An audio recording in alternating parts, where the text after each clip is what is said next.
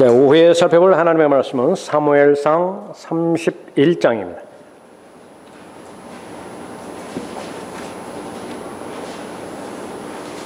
사무엘상 31장, 사울의 마지막을 기록하고 있습니다. 비극적인 결론입니다. 자살로 자신의 생을 끝내는 장면이죠. 자, 설교의 제목은 헌신하지 않은 대가인데 그 헌신하지 않은 대가가 얼마나 비극적인가 여러분 생각하시면서 본문 말씀 읽으시기 바랍니다. 그때 필리스티아인들이 이스라엘과 싸웠는데 이스라엘 사람들이 필리스티아인들 앞에서 도망하다가 길보아 산에서 죽임을 당하여 쓰러지니라. 필리스티아인들이 사울과 그의 아들들을 맹렬히 쫓았으며 필리스티아인들이 사울의 아들들인 요나단과 아비나답과 말기수아를 죽였더라. 사울을 대적하는 싸움이 격렬해지자 활 쏘는 자들이 그를 맞춘지라. 그가 활 쏘는 자들로 인하여 심한 부상을 입으니라. 그때 사울이 그의 병기든 자에게 말하기를 내 칼을 빼어 그것으로 나를 찌르라. 이 할례 받지 않은 자들이 와서 나를 찔러 나를 욕되게 할까 함이라 하였으나 그의 병기든 자가 원치 아니하였으니 이는 그가 심히 무서워하였음이더라. 그러므로 사울이 칼을 취하여 그 위에 엎드러지니라. 사울의 병기든 자가 사울이 죽은 것을 보고 그도 똑같이 자기 칼 위에 엎드러져 그와 함께 죽으니라. 그리하여 사울이 죽고 그의 세 아들과 그의 병기든 자와 그의 모든 사람이 그날에 함께 죽으니라. 골짜기 건너편에 있는 이스라엘 사람들과 요단 건너편에 있는 사람들이 이스라엘 사람들이 도망한 것과 사울과 그의 아들들이 죽은 것을 보고 성읍들을 버리고 도망하였으니 필리스티아인들이 와서 거기에 거하더라. 이튿날 필리스티아인들이 죽임당한 자들을 벗기러 왔다가 사울과 그의 세 아들이 길보아 산에서 쓰러져 있는 것을 발견하고 그들이 그의 머리를 베고 그의 갑옷을 벗겨서 그들의 우상들의 산당에서와 백성 가운데서 알리려고 필리스티아인들의 땅 사방으로 보냈더라.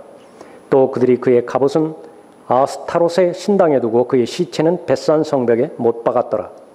야베스 길르앗 거민들은 필리스티아인들이 사울에게 행하는 것을 듣자 모든 용사들이 일어나 밤새도록 가서 사울의 시체와 그의 아들들의 시체를 벳산 성벽에서 취하여 야베스로 와서 그것들을 거기서 불사르고 그들의 뼈를 취하여 야베스에 있는 한 나무 아래 장사하고 7일간 금식하였더라. 헌신하지 않은 대가. 사울의 죽음을 보고요, 다윗이 심히 슬퍼했습니다. 사울의 아들들 가운데서 가장 친한 친구였던 요나단의 죽음도 있었죠. 사무엘하 1장에 보면은 부르짖는 절규가 반복되어지는 부분이 나오는 것인데 그것은 바로 어떻게 용사들이 쓰러졌는가, 어떻게 용사들이 쓰러졌는가, 너무 안타까워하고 있는 것입니다. 죽느냐 사느냐, 인생에 있어서는 그것이 문제이지만은요, 하나님의 관점에서 보면은 절대로 그렇지 않습니다. 죽음은 어차피 죽게 되어 있다고요. 성경에서 질문하는 질문은 어떻게 죽느냐예요. 어떤 죽음으로 인생을 마무리 짓느냐라고 하는 것입니다. 하나님께서 원하시는 성도의 삶이 있죠.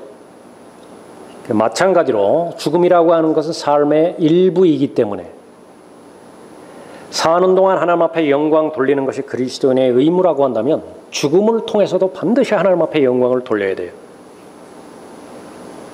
하나님께서 원하시는 성도의 죽음은 어떤 죽음인 것인가, 본문 말씀을 통해서 우리가 잘 배울 수 있어야 되죠. 헌신하지 않은 대가, 인생의 끝에 비극을 맛보게 되어 있습니다. 사울의 죽음이 바로 그 부분을 말하는 것이죠. 사울의 죽음, 성경의 결론은 슬픔 죽음입니다. 사울의 죽음은 수치스러운 죽음이에요. 사울의 죽음은 있어서는 안 될 죽음이었습니다. 모든 부정적인 요소는 다 포함이 된 채 사울은 죽음을 맞이했었죠. 삼손의 죽음마저도 성도의 모본적인 죽음은 아닙니다. 죽음 바로 직전에 하나님을 위해서 일을 하다 갔지만은, 그러나 그것은 하나님께 주시는 단 한 번의 기회, 그 한 번의 기회는 일반적이지 않죠. 특별히 자비 가운데서 베풀어 주셔서 했기 때문에 그 삼손의 죽음을 통해서 하나님께서 영광 받으셨다라고 말하기에는 너무나 부족한 상황입니다. 사울은 용사였습니다. 그러나 용사가 쓰러졌는데 비참하게 쓰러졌어요. 그 원인을 살펴봤더니 헌신이 지속되지 않았던 데에 있었던 것입니다. 오늘 본문 말씀에 있었던 내용, 전쟁이 벌어졌죠. 필리스티아인들과 이스라엘 사이에 전쟁이 벌어졌습니다. 하나님이 개입하지 않으세요. 그냥 물리적으로 싸울 수밖에 없습니다. 그러니까 그것은 백전백패입니다. 화살을 맞았죠. 사울이 쓰러졌습니다. 고통 가운데 도망가는 것이냐, 수치스럽게 적에게 발견돼서 적에게 넘겨지는 것이냐, 마지막에 세운 것은 자존심이었습니다. 그것은 하나님의 영광을 위한 것이 아니에요. 인간적인 자존심 때문에 병기든 자에 보고 자기를 죽이라고 그렇게 말했죠. 병기든 자는 무서워 떨지요. 왜 무서워했습니까? 만약에 사울을 죽이면 이제 자기가 저주를 받아요. 왜 그렇습니까? 기름 부은 받은 자이기 때문에 그래요. 하나님께서 기름 부으셨는데 그 기름 부으신 자를 하나님 손에 맡기지 않고 의도적으로 자신이 죽였다. 그 사실을 알아요. 사울이 자살을 하죠. 그 옆에 있던 그 사람이 그 사실을 알고 자신은 사울을 보호하는 사람인데 거기서 실패를 해버렸죠. 그러니까 자기도 자살을 해버립니다. 그러니까 나중에 알아봤더니 사울이 죽은 게 아니에요. 칼에 엎드러졌는데 아직까지도 생명이 남아있어요. 그러니까 다음 장에 사무엘하 1장에 보니까 아말렉인 한 사람이 죽이죠. 그 사실을 아주 자랑스럽게 칭찬받을 것으로 알고 다윗에게 와서 그 말을 고했더니 다윗에게는 있을 수 없는 일이 일어나는 것입니다. 다윗 자신에게도 최소한 사울을 죽일 수 있는 기회가 2번이나 있었잖아요. 그런데 왜 죽이지 않은 것입니까? 마찬가지로 하나님의 기름 부음 받은 자예요. 그런데 이방인 가운데 하나가 아말렉인이 겁도 없이 사울을 죽인 거예요. 그래서 그 아말렉인을 처리를 해버리죠. 어느 과정을 보나 어느 부분들을 살펴보나 하나님의 영광과 또 하나님을 영화롭게 해드리는 일과는 전혀 무관해요. 그냥 사람들 사이에서 일어나는 일들입니다. 개인의 명예를 지키기에 급급했던 그런 일들이죠. 사울의 죽음은 슬픈 죽음이었습니다. 얼마나 통치의 시작을 잘했습니까? 40년 전에는요. 키가 컸죠. 잘생겼죠. 외모가 무시 못합니다. 모세의 외모는 어땠습니까? 하나님께서 기록하셨어요. 요셉의 외모는 어땠습니까? 마찬가지예요. 사울의 외모도 분명히 목적이 있으니까 기록하셨을 거 아니겠어요? 그러니까 그것은 하나님께서 주시는 은혜요 선물입니다. 세월이 흘러가서 얼굴에 주름살 생기고 노화가 되는 것은 어쩔 수 없습니다. 오히려 그것이 흰머리는 하나님 앞에 영광이 돌아갈 수 있어요. 그러나 본인이 죄로 말미암아서 불순종으로 말미암아서 건강 잃어버리고 완전히 망가지고 완전히 자신의 아름다움을 잃어버렸다고 한다면 그것은 본인 책임이에요. 사울은 40년 전에 그 사울이 아니었던 것입니다. 얼마나 겸손했습니까? 자신의 지파 베냐민 지파였는데 얼마나 겸손하게 하나님 앞에 말씀드렸어요. 왕이 돼야 되는데 어떻게 이런 지파에서 왕이 나올 수 있습니까? 용감했죠. 사울은 용감했습니다. 그랬던 사람이 이제 자신의 고집을 지위가 높아지면서 하나님께서 보장해 주시는 은혜를 관리하는 데 실패해버렸죠. 하나씩 하나씩 실패해버렸습니다. 타협하기 시작했고 하나님의 영역을 침범하기 시작했습니다. 그러니까 자신을 분명하게 왕으로 선임해 준 것이지 제사장의 그 지위를 주신 것은 절대로 아니에요. 그런 영역까지 넘보기 시작했던 것입니다. 주께서 사무엘에게 말씀하시기를 내가 사울을 거절하여 이스라엘을 다스리지 못하게 함을 보고 내가 언제까지 사울을 위하여 슬퍼하겠느냐. 네 뿔에 기름을 채워가지고 가라. 내가 너를 베들레헴 사람 이새에게 보내리라. 이는 내가 그의 아들들 중에서 한 왕을 내게 예비하였습니다. 여러분이 아시는 것처럼 하나님의 역사에는 절대로 중단하지 않아요. 다만 사람만 바뀌어질 뿐이에요. 사람의 관점에서 원하는 것은 무엇입니까? 대체되지 않기를 바랄 뿐입니다. 하나님께서 나를 처음에 사용하셨다고 한다면 계속 하나님의 보호하심 가운데서 나를 사용하시고 예수 그리스도의 고백처럼, 사도 바울의 고백처럼 다 이루었다, 다 완주하였다라고 고백하면서 영광과 존귀와 칭찬 가운데서 주님 만나 뵈는 것이죠. 그것을 우리가 배워야 되는데 사울의 죽음은 그런 죽음이 아니었습니다. 통치의 시작을 잘한 통치자가 자살로 생을 마감해버렸어요. 비극 중에 비극인 것이죠. 또 하나는 아주 수치스러운 죽음입니다. 그냥 슬픔 자체에서 끝나는 것이 아니라 수치스러운 죽음이에요. 본문 말씀해 봤더니 적들이 어떻게 합니까? 그 시체를 가져다가 자신의 신들의 능력을 입증하는데 하나님께서 선택하신 민족의 왕의 시체를 써버리는 것입니다. 목을 베어버렸죠. 성벽에 박아버렸죠. 그의 아들들의 시체까지도 역시 마찬가지였습니다. 본인만 죽음에 이르는 것이 아니라 얼마나 많은 사람을 죽음에 몰아넣었습니까? 자신의 아들들, 가까운 아들들 그랬죠. 충성스러운 신하들 다 죽음으로 다 몰아넣어버렸던 것이죠. 역시 마찬가지로 육신과 타협하기 시작했을 때에 사울이 결정한 것이 하나 있는데 나는 약해지기로 결정한다. 그런 말은 없어요. 사울의 마음 가운데서도 역시 마찬가지입니다. 나는 약해지기로 결정한다. 그런 고백을 한 적이 없어요. 그러나 그 결정 외에는 아무것도 아니에요.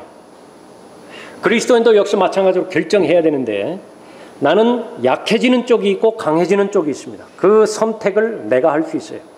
영적인 영역에서는 반드시 그래야 됩니다. 그러니까 여러분이 위기와 역경과 곤란에 처했을 때 하나님께서는 여러분에게 결정하기를 원하는 거예요. 그러면 여러분이 담대함 가운데서 결정해 내셔야 돼요. 나는 강해지기로 결정하겠습니다.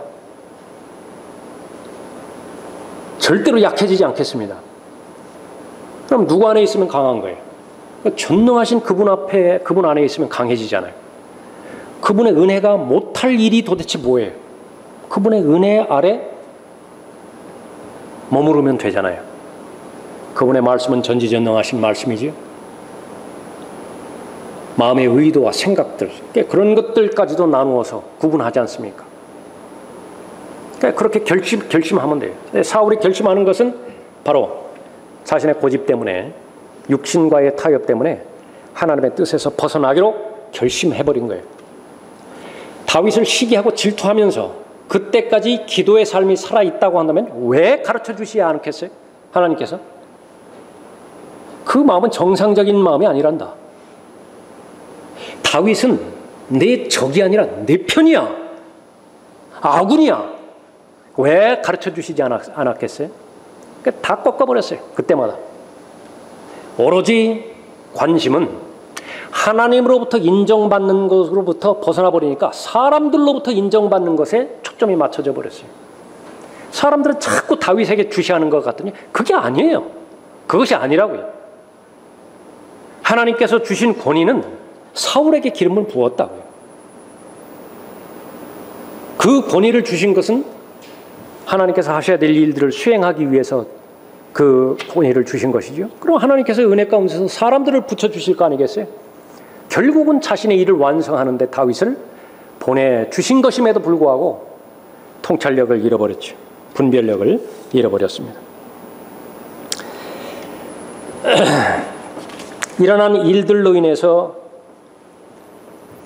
사울의 그 몸을 훼손시켜버렸습니다. 필리스티인들이 승리했는데 그 승리의 상징으로 그 시체를 사용한 것이죠. 언약궤 빼앗겨버렸을 때도 역시 마찬가지였었죠. 언약궤를 어디로 가지고 갔습니까? 다곤 신당으로 가지고 갔었다. 얼마나 수치스러워요. 얼마나 그것이 치욕스러운 그 부분입니까? 이스라엘의 위대한 왕이 하나님의 적들에게 조롱의 상징이 되어버렸어요. 조롱의 대상이 되어버렸다. 사울의 출발은 마지막과 같지 않았던 것을 우리가 볼 수 있었죠. 그러나 하나님의 말씀에 순종하기를 거부했을 때, 오늘 설교 제목대로 헌신하기를, 더 이상 헌신하기를 거부했을 때 반드시 대가를 치러야 되는데, 이것은 예상보다 커요. 상상보다 커요. 그 대가를 치르는 것은. 공부하지 않는 것은 자유예요. 그러나 반드시 명심해야 되는 것은 그 대가를 내가 받아야 된다는 사실을 알아야 돼요. 일하지 않는 것은 자유예요. 그러나 명심하라. 지금 놀고 지금 편하게 지난 대신에 그 대가를 치러야 된다고. 그 세상에서도 배울 수 있는 일들입니다. 그러나 세상에서는 모든 것이 다 그렇게 원리 원칙대로 일대일로 적용되지 않을 수도 있어요. 그러나 보편적인 원리이면 틀림이 없어요. 그러나 영적인 부분에 있어서는 예외가 없습니다. 반드시 뿌린 대로 거두게 되어 있고, 거둔다 하더라도 더 많이 거두게 되어 있어요. 최소한 30배 거두는 거예요. 선한 것을 심었다고 해도 최소한 30배 거두는 것이고요. 반대로 악을 심으면 악에 대해서 하나를 심었는데 최소한 30개를 얻어야 되는 것입니다. 그러니까 그것을 분명하게 알아야 되는 것이 바로 헌신하지 않은 대가에 대해서 미리 알아야 되는 것이죠. 하나님의 염원은 무엇입니까? 하나님의 사람이 구원받는 것이죠. 구원받은 사람은 반드시 하나님의 은혜 가운데서 인도함을 받죠. 하나님께서 복 주시는 것입니다. 하나님께서 그 사람을 구원시켜 주시고, 구원받은 사람에게 하나님께서 복을 주시고, 복을 주신 증거로 그 사람은 이제 무슨 일을 해요? 하나님의 영광을 위해서 하나님으로부터 쓰임 받는다고요. 하나님께서 사용하신다고요. 그러니까 그렇게 쓰임 받는 것이, 하나님의 쓰임 받게 하는 것이 하나님의 염원인 것입니다. 그런데 그 길을 거부해요. 구원받기도 거부하고, 하나님의 은혜를 받기도 거부하고, 하나님으로부터 쓰임 받기를 거부해버렸다. 그것은 사울의 길입니다. 처음에는 잘 시작했을지 모르지만은 대마가 중간에 가다가 세상의 맛을 보기 시작했어요. 문화가 무엇인지 그것을 맛을 보기 시작했죠. 왜 그렇습니까? 하나님의 인자하심의 맛을 잃어버린 지 오래되었기 때문에 그렇습니다. 그 결과 패배의 길을 걷게 되는 것이고, 비극적 죽음으로 인생을 맞이하는 것입니다. 그런 식으로 인생을 끝낼 필요는 전혀 없어요. 그런 식으로 그런 비극적인 죽음을 맞이해서 나는 잘했다, 그렇게 후회하지 않을 사람이 아무도 없기 때문에 그렇습니다. 사울에게 평생 따라다닐 말이 어떤 말일까요? 이 사무엘상 31장이에요. 평생 따라다닌다고요. 영원히 따라다닌다고요. 하나님의 말씀은 하늘에 세워졌잖아요. 지워지지 않아요. 리셋되지 않아요. 이 기록은 한 번 기록되었기 때문에 영원히 없어지지 않는다. 과연 이 사실을 알았을까요? 사울이. 왜 하나님을 대적하고 하나님께 반역하는 것이 무서운 일인 것인지, 하나님께서 기록하셨다고 한다면 그 기록은 영원히 가는 것입니다. 그것은 비극적인 결론이기 때문에 그런 것입니다. 마귀도 이 사실을 알고 예수 그리스도께서도 이 사실을 아세요. 그래서 미리 알려주시는 것입니다. 예수 그리스도께서 오신 목적은 선한 목자로서 오셨는데, 양들로 생명을 얻게 하실 목적으로 오셨죠. 풍성한 삶을 살게 하실 목적으로 오신 것입니다. 헌신하기만 하면 돼요. 헌신이라고 하는 것은 자신이 양인 것을 인식하고, 바로 주님께서 선한 목자인 것을 믿어드리고 그분 앞에 모든 자신의 의지를 다 맡겨드리는 것입니다. 잘 이해가 되지 않을 수 있어요. 잠정적으로는. 그러나 궁극적으로는 바로 병균을 보호하기 위해서 목욕시킬 뿐이에요. 내가 무언가를 다 이해하지는 못하지만 궁극적으로 나의 건강과 체력을 위해서 털을 깎으시는 거예요. 그 나를 위한 것이라. 그렇게 맡겨드릴 때에 바로 헌신하지 않은 대가를 받지 않게 되는 것입니다. 반면에 마귀는 도둑이라고 그랬죠. 사꾼이라고 그랬습니다. 돈이 있기 때문에 다가서는 것입니다. 더러운 이익이 있기 때문에 억압하는 것이에요. 교묘한 말을 던지는 것입니다. 하나님의 길에서 벗어나면 비극적인 끝을 낸다라고 하는 사실을 우리가 잘 알아야 됩니다. 아무리 작은 문제라든지 사소한 문제라든지 어릴 때부터, 믿음의 초신자 때부터 하나님 앞에 기도하고 하나님의 결정, 하나님의 재가를 얻고 발걸음을 옮긴 습관, 훈련, 그것은 대단히 중요합니다. 그것이 자신의 인격으로 돼야 돼요. 계속 반복함으로 인해서 자신의 인격이 돼야 됩니다. 그러면 그 사람은 보호받아요. 어떤 부분으로부터 보호받습니까? 이런 비극적인 결론에 이르지 않아요. 헌신하지 않은 대가 무엇입니까? 어떤 간증도 없어요.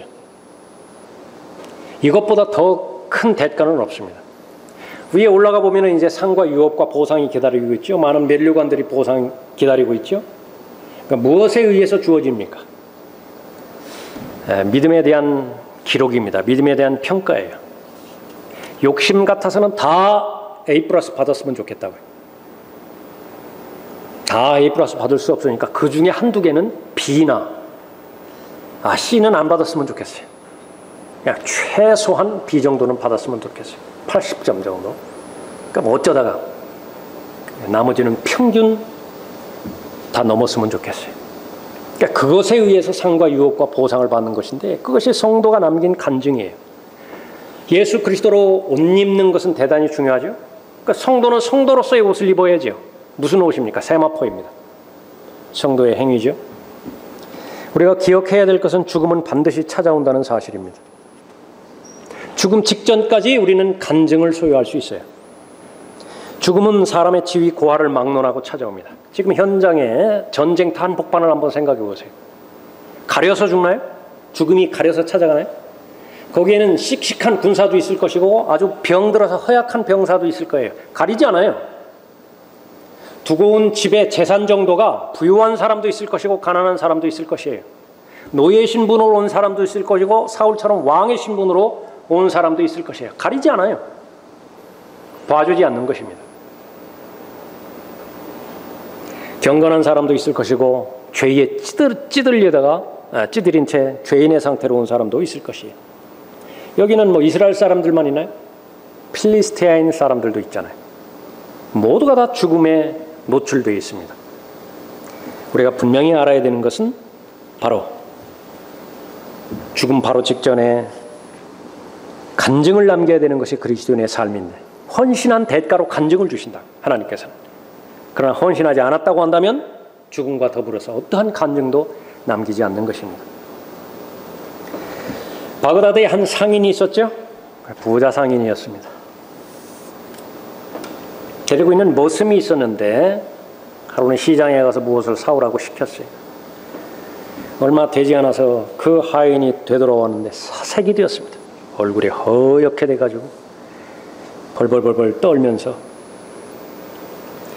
시장에 내려가 봤더니 사람들이 밀치고 밀치는 그 소용돌이 속에서 한 사람을 만났는데 알고 봤더니 죽음의 사자였습니다. 나를 보자마자 감당할 수 없는 위협의 제스처를 나한테 해와서 혼비백산해서 내가 지금 도망쳐 왔습니다. 저는 이제 죽은 것과 똑같습니다. 주인님, 저에게 말을 빌려주셔서 한시라도 빨리 여기에서 벗어나서 사마라에 도착하게 해주십시오. 아끼던 종이었으니까 얼마만큼 절체절명의 순간이었어요. 말 빌려줬죠. 빌려주자마자 그 말을 타고 그 종은 사마라로 갔습니다. 조금 후에 그 상인이 시장으로 이제 가서 볼일을 보고 있는데 똑같이 죽음의 사자를 만난 거예요. 따졌습니다. 왜 내 종에게 그렇게 그 위협적인 제스처를 써가지고 그렇게 혼비백산해서 사마라로 그렇게 도망가게 만들었느냐. 그 죽음의 사자가 물었습니다. 그거 위협적인 제스처 아니었습니다. 나도 깜짝 놀라가지고 그냥 뻔히 쳐다본 것입니다. 분명히 그 사람 사마라에서 만날 사람인데 바그다드에 있었기 때문에 그래서 내가 놀랐습니다. 유명한 전설이죠. 죽음을 절대로 피할 수 없어요. 그리스도인은 어떻습니까? 히브리서 9장 27절에 언급된 대로 정해져 있어요. 그냥 죽음은 정해져 있다고. 그러나 다른 것은 무엇입니까? 여기 전설에 나오는 이 종처럼, 노예처럼 두려움이나 공포 가운데서 죽음을 절대로 맞이하지 않아요. 구원받은 하나님의 자녀들은요, 그것은 셋째 하늘로 가는 관문 아니에요. 여러분이 아시다시피 지금 막 일하다가 응접실에서 잠들었습니다. 아버지가 들어가지고 가장 편안한 침대 위에다가 옮기는 거예요. 방에다가. 셋째 하늘에다 옮기는 것이죠. 문제는 어떤 죽음을 죽을 것이냐라고 하는 것이 그리스도인에게 그대로 남아있는 것입니다. 사울의 죽음은 어떤 죽음입니까? 그렇게 죽어서는 안 되는 죽음이에요. 그리스도인의 죽음은 어떻습니까? 하나님 보시기에 가장 귀한 죽음이어야 됩니다. 왜 그렇습니까? 성도의 죽음이기 때문에 그렇습니다.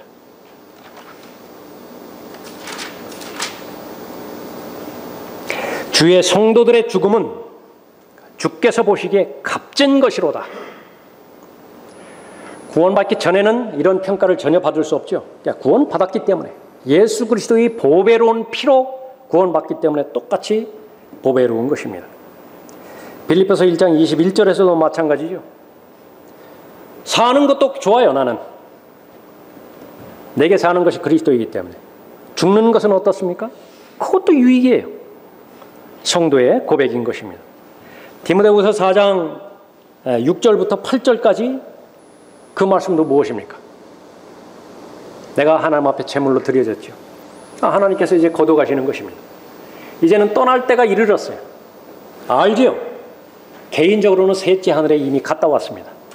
그러나 셋째 하늘에 갔다 온 그 사실들을 보편적인 사실로 가르쳐주기 위해서 고린도후서의 12장에 기록해 놓았고 또 더 향상된 계시를 사도 요한을 통해서 새 예루살렘에 대한 실체를 그대로 또 기록해 놓으셨죠. 다 여러분들 거예요. 여러분들이 가야 되는 그곳이라. 똑같이 죽음은 다가오는 것이지만은 그 죽음을 기다리는 사람이 있어요. 그 죽음의 과정을 통해서 하나님 앞에 영광 돌리는 그런 죽음을 가진 사람도 있죠. 누굽니까? 헌신한 사람이에요. 헌신은 어려운 말이 아닙니다. 하나님의 사랑을 깨달은 사람이에요. 하나님의 은혜를 인정하는 사람이죠. 하나님의 은혜 가운데서 내가 되었다고 성경은 기록하고 있는데 100% 내가 동의하는 사람, 헌신한 사람이에요. 다른 많은 일들을 하는 것도 영광이잖아요. 국무총리 하는 것도 영광이잖아요. 대통령직 한번 해보는 것도 영광이잖아요. 그리스도를 대신한 대사, 그리스도의 증인, 그리스도의 훌륭한 군사, 신비들을 맡은 청직이 영광 중에 영광이에요. 그 일들을 하나님의 자녀들에게 맡겨주셨는데 그 사실을 영광으로 아는 사람, 유일하게 헌신한 사람, 헌신의 의미를 아는 사람이죠. 그 헌신의 의미를 아는 사람. 처음에 하나님께서 얼마나 가장 최상의 조건에서 시작하게 해주셨어요. 여러분의 모든 삶이 다 마찬가지입니다. 구원받은 모든 상황과 여정들은 다 다르겠지만은요.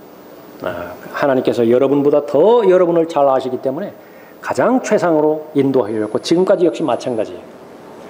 사울의 죽음을 사무엘상 31장에서 기록한 목적은 이러한 죽음으로 절대로 비극적인 결말을 맺지 말라는 것이죠. 교훈으로 주신 것입니다. 출발은 똑같습니다. 겸손했고 용감했고 하나님의 진리에 관심이 있었고 그러나 하나님께서 은혜 베풀어 주신 그 은혜를 관리를 못했어요. 하나님께서 은혜 가운데서 주신 하나님의 사람을 분별하지 못했습니다. 아군임에도 불구하고 동역자요 군사임에도 불구하고 적으로 오인한 거예요. 그때서부터 사울은 약해지기로 결정한 사람이고 실제로 그렇게 약해졌고 그렇게 해서 죽음을 감당하지 못하고 그 치욕과 수치를 감당하지 못하고 자살로 자신의 생을 마감한 사람입니다. 분명히 하나님의 용사였었죠. 성경은 기록합니다. 어떻게 용사들이 쓰러졌으며 전쟁의 무기가 망하였는가?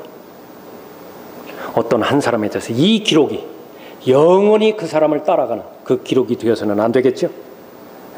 여러분 모두가 다 또 쓰임받은 것이 분명한 여러분의 삶의 시작이었다고 한다면 우리의 기도 제목은 명확합니다.